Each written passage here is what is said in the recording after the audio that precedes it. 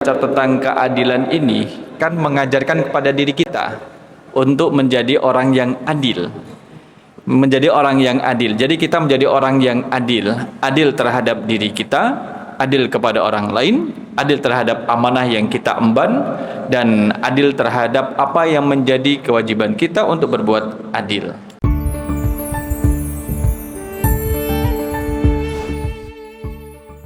Bismillahirrahmanirrahim.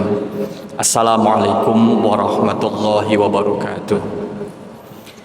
Alhamdulillah alladzi bi ni'matihi tatimmus shalihat. Asyhadu an la ilaha illallah wahdahu la syarikalah wa asyhadu anna Muhammadan abduhu wa rasuluh la nabiyya ba'dah.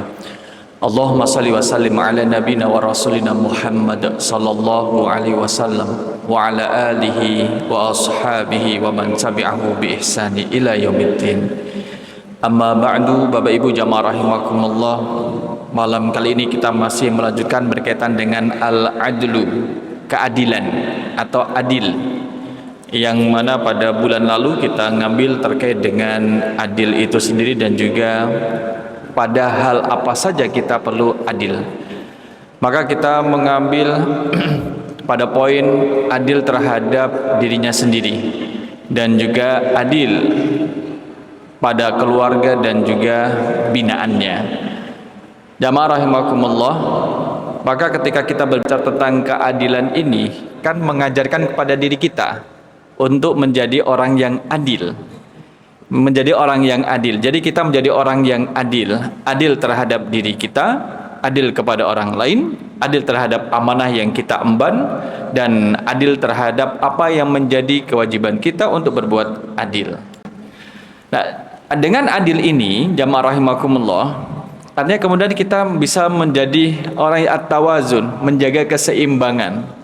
Mana yang kemudian dilakukan dengan baik, mana yang harus dilakukan dengan tegas, itu kemudian kita tunaikan haknya masing-masing.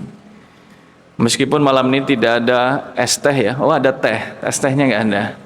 Sekarang tehnya ini lagi menjadi viral, ya. Sekalipun es teh menjadi viral, ya apa yang ada di hadapan kita ini ya, kita syukuri.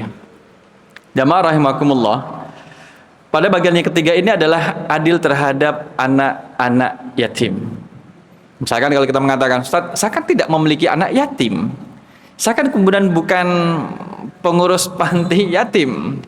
Tapi ini menjadi penting suatu saat kalau misalkan di antara kita atau jamaah yang menyaksikan ini menjadi pengelola panti misalkan, atau menjadi pengurus satu panti anak yatim misalkan, atau yang kemudian berinteraksi dengan anak yatim, bukan di panti, tapi kemudian dia mendapat titipan anak yatim untuk tinggal bersamanya, maka harus bersifat adil. Munculnya adil terhadap anak yatim ini berarti ada perilaku yang tidak menunjukkan keadilan, yang nanti kita akan lihat. Yatim, jamaah rahimakumullah, kalau dalam surah Al-Ma'un, a'udzubillahi minasyaitonirrajim, ara'aital ladzi yukadzibu biddin fadzalikal ladzi yad'ul yatim. Ya, fadzalikal ladzi yad'ul yatim. Kalau kita lihat dalam surah Al-Ma'un, bagi apa yang dimaksud dengan yatim itu? Maka yatim adalah mereka yang hidup dalam keadaan ketersendirian, al-yatim. Ini al-yatim. Kemudian kalau di dalam istilah kita kan, kalau yang meninggal bapak namanya apa? Yatim nopo piatu? Yatim. Kalau ibunya yang wafat, oh piatu, yatim juga. Gitu. Kalau yang meninggal dua-duanya disebut yatim piatu. Dan itu istilah ada pada di kita. Mungkin tidak kita jumpai di negara yang lainnya. Tapi biasanya yang meninggal duluan itu bapaknya atau ibunya. Nggak tahu juga kita. Maka ketersendirian itu adalah ada batasannya. Kapan seorang anak disebut sebagai anak yatim? Bukan orang yatim, tapi anak yatim. Kalau orang lebih kepada miskin, orang miskin bukan anak miskin. Orang miskin kemudian anak yatim, dua hal yang berbeda. Yatim itu ada batasan usia. Adalah mereka anak yang belum sampai usia balik. Itu yang pertama. Jadi kalau kita ini bapak-bapak, ibu-ibu, kita tidak termasuk kategori yatim. Yang kedua adalah anak yang dalam usia belum balik ini berusaha untuk mencukupi kebutuhan dia sendiri. Harus bekerja misalkan, harus kemudian menjemput nafkah misalkan, Jadi kalau dia kemudian mau bisa jajan, dia harus kerja, karena tidak ada yang ngasih uang. Karena itulah kemudian yatim hidup dalam ketersendirian, dia mencukupi kebutuhan dirinya sendiri dan bahkan keluarga dengan usahanya. Yang seyogyanya ini itu dilakukan oleh seorang ayah. Karena ayahnya sudah tidak ada, meninggal misalkan, atau kemudian pisah dengan ibunya misalkan, atau kemudian tidak diketahui keberadaannya misalkan, sehingga anak ini harus kemudian bekerja, berusaha untuk mendapatkan kebutuhan hidupnya, maka ini kategori yatim. Kategori yatim di situ, Bapak Ibu. Dengan demikian, kita tidak termasuk kategori yatim karena sudah tidak balik lagi. Ada kalanya anak yatim itu ketika orang tuanya masih ada. Ustaz, kan ada orang tuanya, bapaknya kan masih ada. Sekalipun ibunya sudah tiada, tapi bapaknya kan ada. Bagaimana disebut dengan yatim? Dia masih disebut dengan yatim karena dia bekerja sendiri. Dikarenakan ayahnya dapat ujian, mohon maaf, penyakit lumpuh, sehingga kemudian tidak bisa beraktivitas, kerja pun tidak bisa. Untuk mencukupi kebutuhan sendiri, mohon maaf, untuk ke belakang, untuk misalkan mandi pun tidak bisa. Sehingga anak yang kemudian memiliki orang tua demikian, sehingga anak ini kemudian berusaha untuk mencukupi kebutuhan hidupnya, masuk dalam kategori anak yatim yang harus kita perhatikan. Coba misalkan Bapak Ibu kita screening ya, dari orang-orang yang tinggal di depan rumah kita. Katakanlah kalau misalkan dalam satu pendapat 40 rumah di depan kita itu tetangga kita, 40 rumah di belakang kita tetangga kita, kanan kiri 40, coba dilihat jika memang dalam pemukiman padat. Ada nggak kemudian anak yang demikian itu? Maka kita mengambil peran untuk pembinaannya. Maka ketika Allah menurunkan surah Al-Ma'un, ada satu peristiwa sababun nuzul antara lain menyebutkan Abu Sufyan, Bapak Ibu, setiap pekan itu menyembelih onta, setiap pekan. Kalau onta itu harganya berapa nggih? Satu ekor onta. Harga onta jantan dewasa. Berapa harganya? Kita lihat. Oh, unta ya, bukan onta.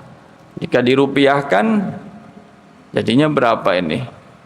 Tadi kenceng kok, sekarang nggak kenceng.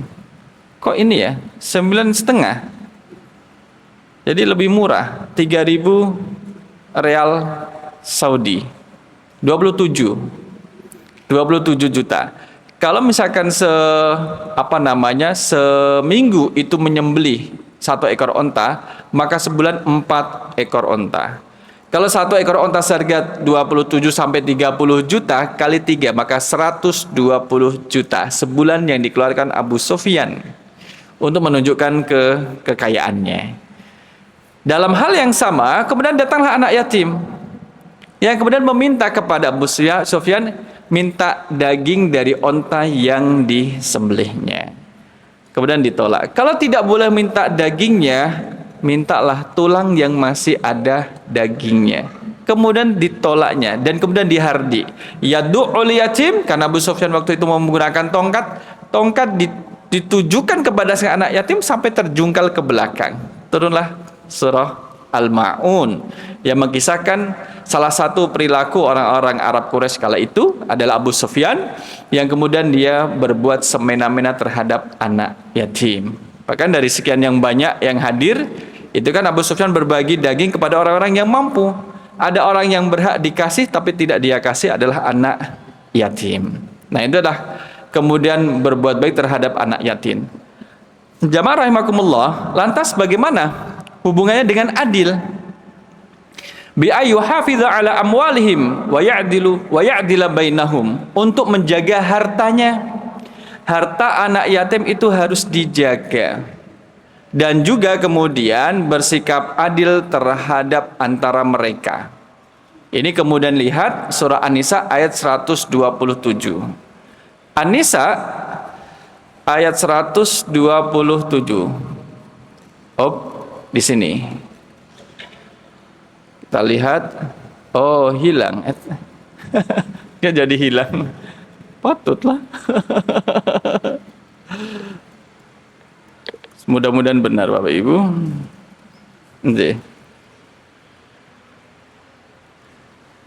Anjir, sudah benar. Jadi kita coba lagi, kita mau melihat ayatnya dan kemudian juga tafsirnya.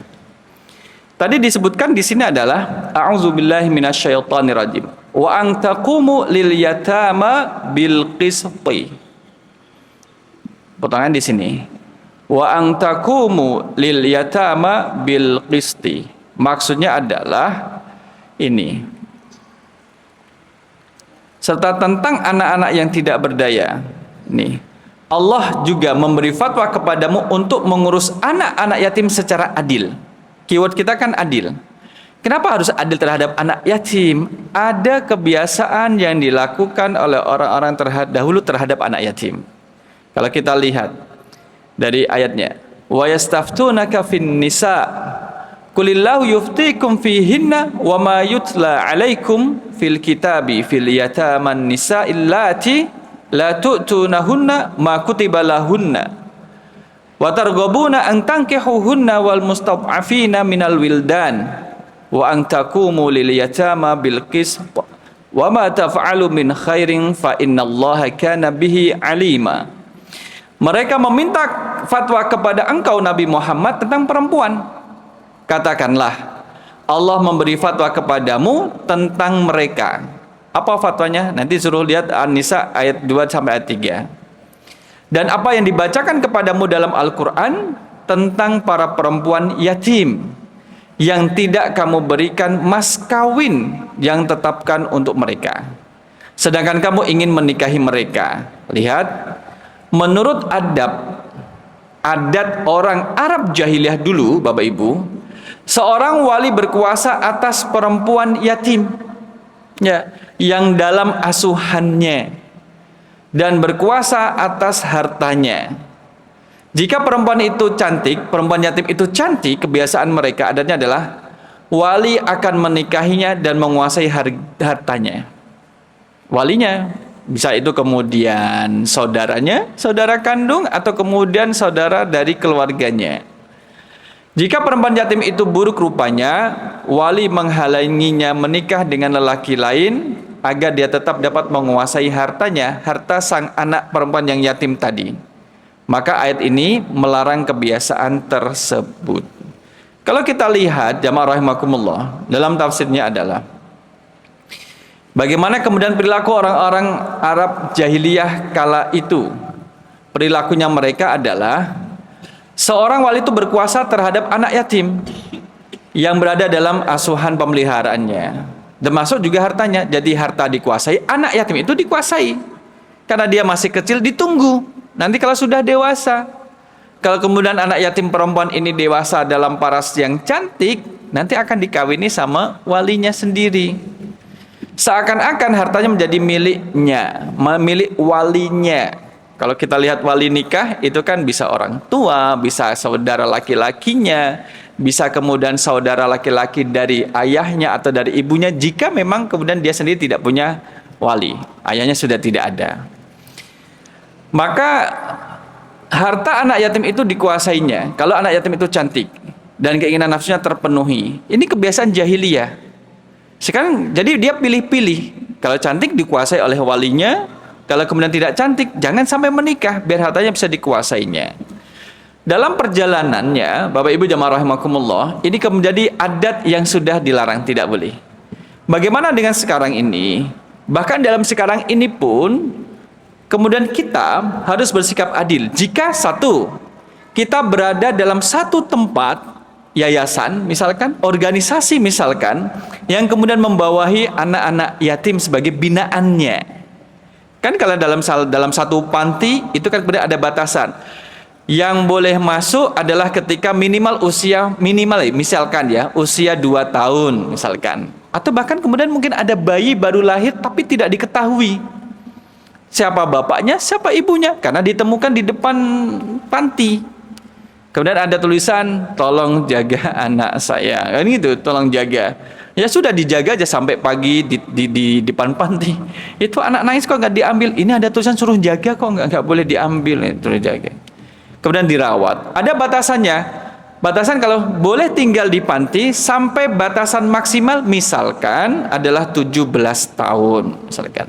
Jadi kalau sudah 17 tahun, maka dianggap mampu dan dewasa, atau 18 tahun, agar nanti ganti dengan yang lain. Nah, maka dalam mengurusin ini, Rasul sallallahu alaihi wasallam itu memberi apresiasi terhadap ana wa kafilul yatim kahataini. Jadi saya dengan orang yang menjaga anak yatim seperti dua jari jemari yang berdekatan besok di akhirat, di surga. Jadi dekat dengan Rasul. Jika kemudian adil. Unsur tidak adilnya munculnya adalah ketika misalkan seseorang jadi pengelola panti, kemudian tidak adil terhadap anak-anak yatim yang ada di panti tersebut. Karena faktor kedekatan misalkan, atau kemudian karena faktor kecenderungan misalkan, oh saya itu anak itu baik, tak kasih banyak jatahnya, oh ini nggak baik kemudian dikurangin, itu berarti sudah tidak adil. Itu sudah tidak adil. Maka menjadi penting bisa disebut dengan ya harus hati-hati memang kalau di panti itu. Kalau misalkan ada yang datang, Bapak, Ibu, ini saya ngasih donasi untuk panti. Nah, kadang petugas panti untuk bisa menjaga amanah dan kejujurannya, integritasnya, itu bertanya, mohon maaf Pak, ini untuk anak panti atau untuk panti secara umum atau untuk operasionalnya gitu. Jadi kadang dijelaskan, tidak Bu, ini saya ngasih ini khusus untuk anak panti, tolong dimasukkan dalam rekening tabungan mereka. Oh iya, sudah jelas. Sudah jelas berarti sejumlah uang ini harus didistribusikan kepada anak panti sesuai dengan jumlahnya dibagi rata. Amanahnya demikian, maka harus adil karena amanahnya demikian. Tapi kemudian kalau misalkan amanah ini untuk anak panti, untuk hari depan mereka. Tapi kalau yang pengelola panti kemudian anak panti kan sudah sudah punya uang banyak. Ini dipakai untuk ini dah, untuk kebutuhan mereka gitu, untuk kebutuhan mereka. Kadang itu juga harus diselesaikan masalahnya. Karena kalau tidak diselesaikan menjadi tidak amanah. Integritasnya dipertanyakan. Kita untuk anak ternyata dipakai untuk kebutuhan panti, untuk bayar listriknya, untuk dan sebagainya. Maka seorang pengelola panti memang harus mengetahui sirkulasi keuangannya. Misalkan, ini Bu untuk panti ya, kami terima. Sebelumnya mohon maaf kami minta izin bertanya. Ini memang untuk anak panti, tapi kemudian operasional panti ini juga memerlukan dana. Kita belum bayar listrik. Kita juga belum membayar kebutuhan anak-anak panti seperti sabun dan sebagainya. Saya selaku pengelola boleh nggak meminta izin kepada Bapak selaku donatur, dengan bantuan ini boleh nggak kami gunakan untuk menutupi kekurangan kebutuhan anak-anak panti. Jika ada sisa, nanti kami bagikan bagaimana. Kan harus ada akadnya.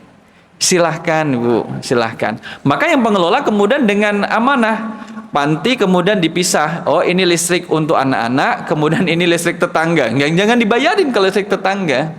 Jangan dibayarin pakai uang panti gitu. Diambilkan uang panti untuk bayar kebutuhan panti. Kebutuhan anak-anaknya dibayarkan. Jadi Bapak Ibu kalau misalkan kita mau teliti bahwa memelihara, mendidik anak yatim dengan baik dan benar bukan perkara yang mudah. Karena jaminannya adalah di surga, dan di surganya tempatnya bersama dengan Rasul. Maka kemudian tidak bisa diambil gampang. Maka harus perhatian bagaimana kemudian pengelola meskipun dia anak-anak yatim yang di panti, tetap dia seorang manusia yang memerlukan kasih sayang gitu. Kalau dia salah diingatkan. Dan menjadi anak panti juga mau kemudian diingatkan. Maka pengelola itu adalah orang tua. Misalkan anak panti baru dapat makanan, dimakan, rasanya nggak enak, kemudian dibuang. Bukan masalah makanan itu tidak enak. Makanan itu masih baik, masih bagus. Karena perutnya sudah kenyang, jadi kemudian dia merasa tidak enak, kemudian dibuang. Karena melimpah makanannya.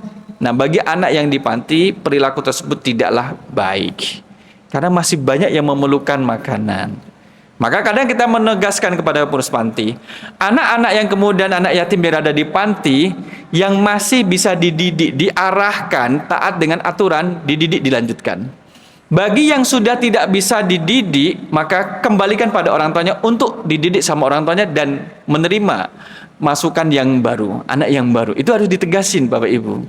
Jangan sampai kemudian ya dia kan anak yatim, kemudian di los ke, kemudian semena-mena sesukanya. Anak panti, mohon maaf, tapi tiap hari kok GoFood ya gitu. Padahal sudah dimasakin, ada makan.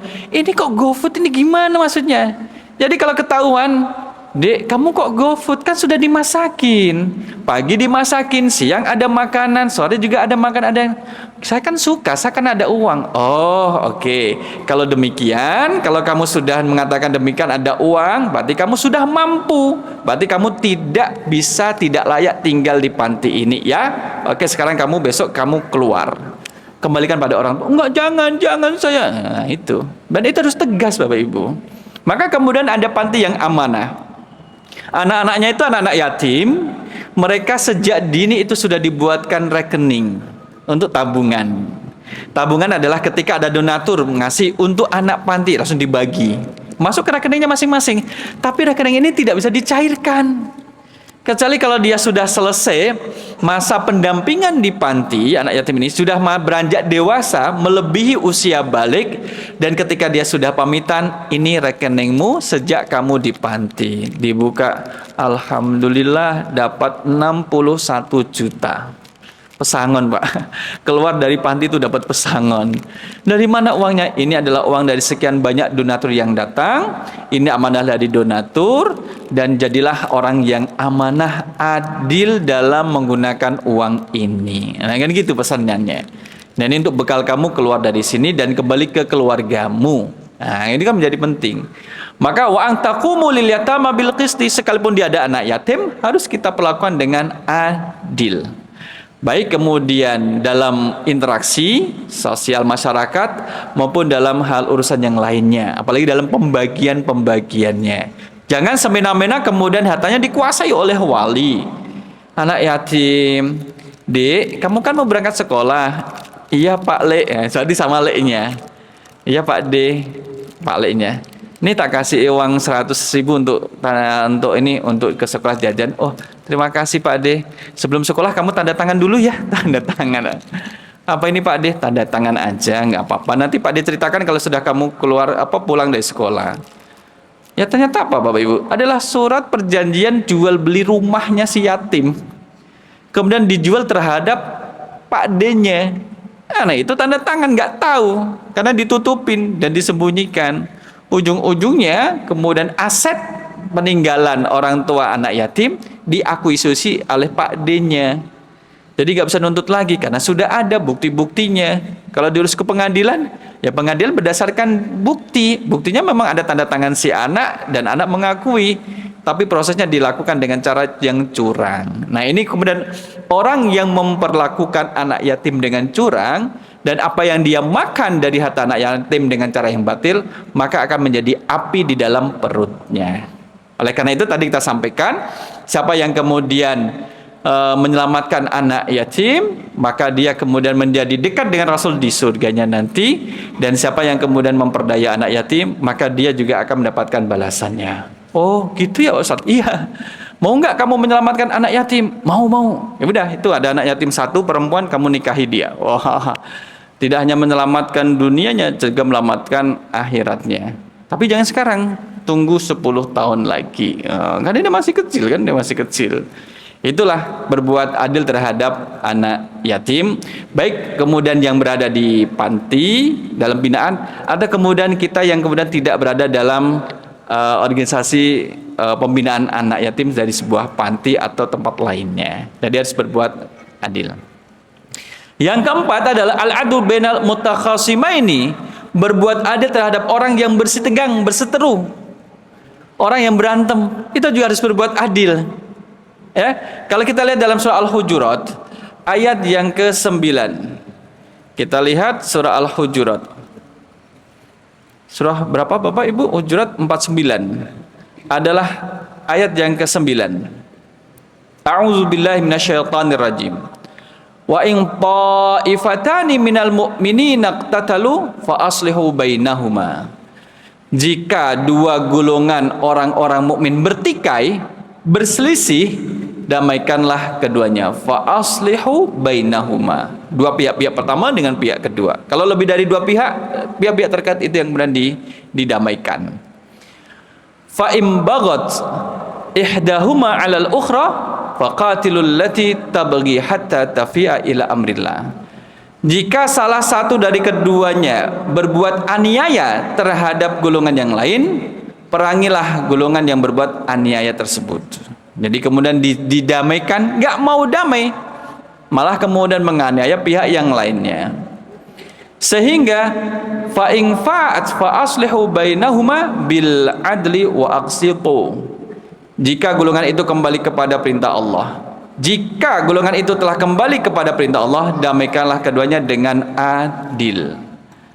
Bersikap adillah, sesungguhnya innallaha yuhibbul muqsitin. Sesungguhnya Allah mencintai orang-orang yang berbuat adil. Ini jamaah rahimakumullah. Kalau kita lihat tafsirnya bahwa mendamaikan dalam orang yang dua pihak yang bertikai itu pun kemudian dengan adil, tidak berat sebelah dan tidak mencari mengungkit-ungkit kesalahan agar mereka tidak berdamai. Justru harus mencari kesamaannya. Apa kesamaan dari kedua belah pihak ini untuk berdamai? Yang salah juga kemudian kita katakan salah. Anda pihak pertama, Anda salah di bagian 1, 2, 3, tapi Anda juga punya nilai positif 1, 2, 3. Anda pihak kedua, Anda memang benar dalam beberapa bidang, dalam beberapa hal, tapi Anda juga punya kesalahan. Jadi kemudian masing-masing diperlihatkan mana sisi positifnya, mana sisi negatifnya dari sisi hal yang sama, dari sesuai dengan realitanya, kan gitu. Kadang kemudian menyalahkan, kamu salah, pokoknya kamu salah.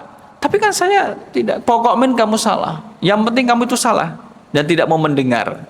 Tidak mau mendengar pembelaan, ini kan menjadi salah juga. Maka ini mendamaikan dua pihak yang sedang bertikai.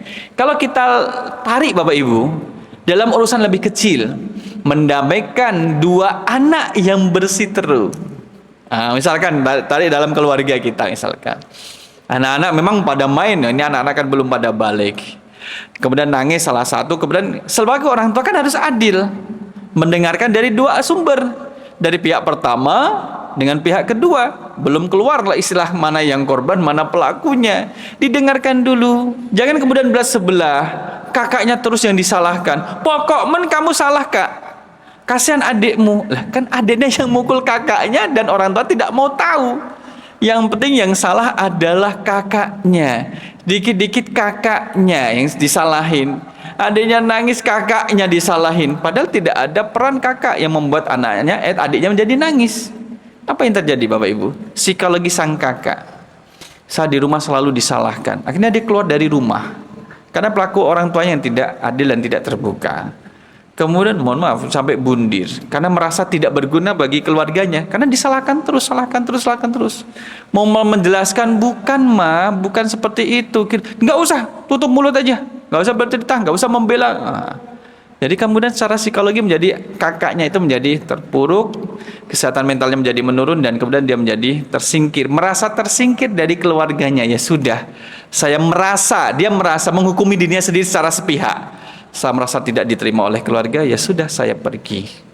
Ternyata dia pergi nggak dicari, nggak ada perhatian. Ya udah, kalau itu tak sudahi saja, menyudahi hidupnya. Kenapa saya hidup? Nggak ada yang perhatian sama saya. Nah inilah kemudian kita selaku orang tua harus mengambil perhatian penting, ya? Termasuk adil terhadap kalau ada anak. Ya kita tidak menginginkan anak kita itu berantem di usia kecil atau kemudian usia dewasa. Kita tidak inginkan. Jika memang itu terjadi. Yang namanya juga anak banyak, anak 13, masa nggak ada yang gesekan toh Pak ya? Karena 13 ramai pada kumpul, ya pasti ada gesekan. Itulah kemudian seorang ibu atau bapak mendudukkan keduanya. Ayo kamu cerita, gimana? Tadi ceritanya bagaimana? Udah cerita. Sekarang kamu, betul yang diceritakan? Betul, ada tambahan? Ada. Terus kalau gitu yang salah siapa? Gitu nanti akan ada pengakuan. Nah, kalau sudah ada pengakuan dijelaskan mana perilaku yang salah yang harus diperbaiki, mana perilaku yang benar yang harus diapresiasi. Jadi masing-masing kemudian mengetahui posisinya. Jadi tidak berat sebelah. Sehingga kemudian didamaikan. Akhirnya itu harus didamaikan Bapak Ibu. Harus didamaikan. Kalau misalkan dianggap ya sudah, kalau gitu masalah kita anggap selesai ya. Dia anggap selesai masalahnya, tapi batinnya tidak selesai. Sehingga nanti ketika dewasa, mohon maaf, itu masih ada rasa dendam. Dulu waktu kecil saya diperlakukan seperti ini. Itu masih ada, Pak. Itu masih ada. Termasuk juga adil gini, adalah ketika mohon maaf, anak pertama, ya karena anak pertama kondisi ekonominya belum baik, ya udah kamu sekolah di sekolah kampung biasa-biasa saja. Anak kedua kemudian lahir, kondisi ekonominya cukup baik, kemudian disekolahkan di sekolah favorit. Itu bisa menjadikan sebab kecemburuan anak pertama dengan anak kedua. Jadi sikap anak kedua dengan kakaknya itu biasa baik, tapi sikap kakaknya terhadap anaknya bisa menjadi tidak baik. Ada kecemburuan. Marahnya kepada siapa? Marahnya adalah kepada orang tua dan kepada adiknya. Nah, itu juga harus diperhatikan, ya, diperhatikan. Oh, nggak apa-apa Pak Ustadz, di keluarga saya biasa-biasa. Oh, monggo. Kalau memang keluarganya bisa menerima perbedaan itu, alhamdulillah. Tapi kemudian ketika terjadi harus diselesaikan, didudukkan bersama-sama. Kamu kenapa, Kak, anak pertama kok marah sama adikmu? Adikmu salah apa? Nah, memang adiknya tidak salah apa-apa, cuman bentuk protes dari anak pertama terhadap yang kedua. Nah, ini adalah ketika menyelesaikan dua pihak yang sedang bertikai, diselesaikan dengan adil. Yang kelima, al-adlu fil hukmi. Adil dalam memberikan keputusan, menjatuhkan hukuman. Bi ayyahkuma bi amrillahi ta'ala. Maka ketika menghukumi sesuai dengan perintah Allah Ta'ala. Di dalam surah An-Nisa ayat 58. An-Nisa di atas ayat 58. Di sini. A'udzu billahi minasyaitonir rajim. Innallaha ya'murukum an tu'addul amanati ila ahliha. Wa idza hakamtum bainan nasi an tahkumu bil 'adl. Innallaha ni'ma ya'izukum bih. Innallaha kana sami'an basira. Innallaha, sesungguhnya Allah menyuruh kamu menyampaikan amanah kepada pemiliknya. Wa idza hakamtum, apabila kamu menetapkan hukum di antara manusia, ini bagi pihak-pihak yang memiliki legalitas untuk menetapkan suatu hukum, maka fahkum antahkumu bil adli, hendaklah kamu tetapkan secara adil, tidak berat sebelah. Innallaha, sesungguhnya Allah memberi pengajaran yang paling baik kepadamu, sesungguhnya Allah maha mendengar lagi maha melihat. Maka salah satu janji Allah kepada seorang hakim yang adil adalah surga. Jadi kalau ada sesuatu amalan kemudian janjinya surga, lihat amalan ini. Kira-kira berat atau ringan Bapak Ibu untuk diamalkan. Jadi hakim yang jujur itu berat atau ringan? Sama-sama kita bukan hakim ya. Sama-sama kita bukan hakim, tapi kadang kemudian melihat, ya enak ya jadi hakim yang jujur. Oh, coba aja. Gimana tantangannya jadi hakim yang jujur? Orang jujur kan katanya ada 3 ya. Apa? Polisi yang jujur, polisi tidur, polisi sugeng itu. Satu lagi siapa, Pak? Ya patung polisi yang jujur. Ini adalah yang adil. Yang salah dihukumi salah, yang kemudian yang tidak yang benar ya dihukumi benar. Jadi tidak belat sebelah. Jamaah rahimakumullah, gini. Hakim yang adil itu adalah jaminannya adalah surga. Ketika dia itu kemudian menjadi hakim yang beriman dan kemudian adil, ya, adil dalam memutuskan. Jadi tidak ada niatan untuk berat sebelah dan tidak menerima riswah. Sebaliknya kalau ada oknum hakim yang kemudian dia menggunakan kekuasaan untuk tidak adil, maka biasanya balasannya lebih cepat. Balasannya lebih cepat atas ketidakadilan tersebut. Kenapa? Karena dia melanggar ke Al-Qur'anul Karim, melanggar firman Allah Subhanahu wa taala yang kemudian menetapkan apabila kamu menetapkan hukum di antara manusia yang berselisih, hendaklah kamu menetapkan dengan keputusan yang adil. Jadi memang lihat, oh ini salah. Kalau hakim kan beristihad ya, istihad hukumnya berdasarkan dari data-data yang ada. Kenapa dikatakan salah, hukumnya salah? Datanya ada satu, buktinya ada, keterangannya ada, maka diputuskan itu berdasarkan apa yang ada. Rekaman CCTV-nya ada. Tapi kemudian kalau tidak melakukan putusan dengan adil dengan data-data yang ada, kemudian dimanipulasi secara sengaja, maka pertanggungjawaban dunia dan akhirat. Itu pertanggungjawaban di sana, jamaah rahimakumullah. Yang keenam adalah al-adlu ma'a ahlil kitab. Berbuat adil dengan orang yang ahli kitab. Ahli adalah yang memiliki, Alkitab adalah kitab. Kitab di sini yang dimaksud adalah yang menerima kitab samawi. Kitab Taurat, Zabur, Injil, Al-Quranul Karim itu adalah kitab-kitab samawi. Samawi adalah kitab yang turun dari langit, yaitu dari sisi Allah Subhanahu wa taala, bukan kitab karya manusia. Tidak. Dan kemudian kitab yang samawi ini adalah yang betul-betul ori. Mereka ahli kitab adalah yang beriman terhadap kitab samawi. Kalau beriman terhadap kitab Taurat, Taurat yang benar. Beriman terhadap kitab Injil, Injil yang benar. Berarti ada yang salah, ya itu. Kemudian ke Zabur, Zabur yang benar. Kecuali selain Al-Quran itu tidak ada jaminan penjagaan. Hanya Al-Quran yang kemudian mendapatkan jaminan penjagaan dari Allah Subhanahu wa taala. Bukan berarti karena dia kan ahli kitab, kita hukumi aja seberat-beratnya. Tidak boleh tendensius seperti itu, nggak boleh. Wah, ini kan orang kita, mari kita lindungi sekalipun dia salah. Itu nggak boleh, itu dia salah juga. Maka kemudian harus berbuat adil. Sebagaimana jujur itu kan kepada siapapun, Bapak Ibu. Tidak kemudian kepada sesama gengnya jujur, tapi kepada yang bukan gengnya itu kemudian tidak jujur, itu nggak boleh. Yang berat juga adalah di sini al-adlu ma'al a'da. Adil yang berat itu adalah adil dengan terhadap musuh. Berbuat adil terhadap musuh itu berat. Musuh, karena dia musuh, Bapak Ibu. Dia musuh ya. Maka kalau kita lihat dalam surah Al-Maidah ayat yang ke-8, Al-Maidah ayat ke-8 sebelum azan nih. A'udzubillahi minasyaitonirrajim. Ya ayyuhalladzina amanu kunu qawwamina lillahi syuhada'a bil qist. Wahai orang-orang yang beriman, jadilah kamu penegak kebenaran karena Allah dan saksi-saksi yang bertindak dengan adil. Nih. Janganlah kebencianmu terhadap sesuatu kaum mendorong kamu untuk berlaku tidak adil. Karena dorongannya kuat.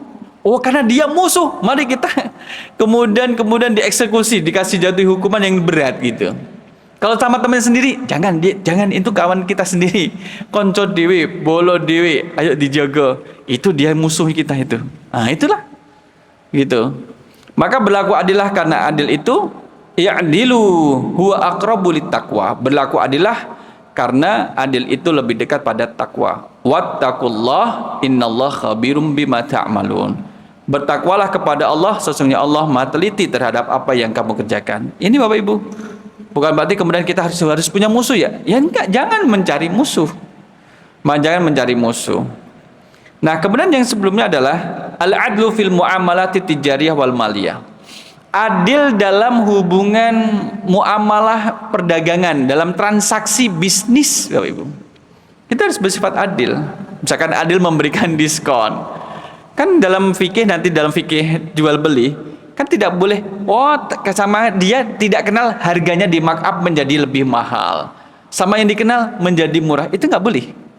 Kalau memang harganya misalkan 10.000, ya sudah, siapapun yang beli, ya 10.000. Kalau memang harganya 100.000, mau kenal atau tidak, ya 10.000. Maka ngemplang harga di daerah-daerah wisata, itu kan nggak boleh. Wah, karena dia pendatang, lihat plat mobilnya. Oh, ini orang luar pulau ini, mas, mumpung kesempatan, dikerjain. Baru makan, berapa totalnya Bu? 1.575.000. Makan kayak gini 1.575.000. Iya. Ini berapa ini lontong sayurnya? Itu 350.000. Itu. Es-nya berapa? Itu 83.000. Nah, itu. Karena dia ngemplang, itu nggak boleh. Maka harus kemudian adil dengan siapapun yang beli, dikenal harganya segitu, harga gitu. Bahkan kemudian kami ya pernah ya lihat, karena belinya menggunakan kendaraan, loh Bu, kok naik harganya? Iya naik. Perasaan tadi sebelum kami cuman harganya 2.000, kami kok 2.500. Iya, ada uang jaganya. Uang jaga. Saya lagi ngerti ya. Kerupuk yang dalam satu plastik itu yang biasanya 2.000 waktu itu, kemudian kok 2.500? Iya, ini ada yang jaganya, uang jaga, nungguin sampai laku kerupuknya. gitu ya, iya. Ya akhirnya apa? Ya nggak usah beli ke situ lagi gitu. Karena dia lihat siapa yang beli. Kalau misalkan akamsi, anak kampung situ, ya biasa harganya. Tapi kalau orang jauh yang beli, itu kemudian dinaikkan. Itu tidak boleh, berarti tidak adil. Dalam hal jual beli pun kemudian harus berbuat adil. Apalagi dalam hal pinjam meminjam uang, itu harus ditulis dan harus adil. Ada di dalam surah Al-Baqarah, ayat terpanjang dari Al-Quranul Karim. Dan yang ke-9, al-adlu fi syahadah wa fil qawli mutlaqan. Adil ketika menjadi saksi dan kemudian dalam memberikan pernyataan secara mutlak, ya kan? Baik kepada siapapun, meskipun kemudian saksi terhadap sanak famili sendiri, ya harus adil. Apa yang dikatakan itu samakan. Dan kemudian al-adlu bainal abdi wa khaliqihi. Adil terhadap hamba dan penciptanya. Inilah Ibu Bapak jamaah rahimakumullah, yang mana besok kita akan lanjutkan pada topik ini adalah berkaitan dengan adil, ya. Mudah-mudahan bermanfaat dan bisa kita praktikkan dalam diri kita. Karena inti dari belajar ini adalah kemudian untuk memperbaiki akhlak kita. Tidak kemudian menjatuhkan orang lain, tidak bersikap berat sebelah sekalipun dia penjual es teh. Nah, itu ya, harus dijaga sikap kita. Dah, mudah-mudahan bermanfaat. Kita cukupkan dengan doa kafaratul majlis. Subhanakallahumma wa bihamdika asyhadu an la ilaha illa anta astaghfiruka wa atubu ilaik. Aku qouli hadza astaghfirullah li wa lakum. Wassalamualaikum warahmatullahi wabarakatuh.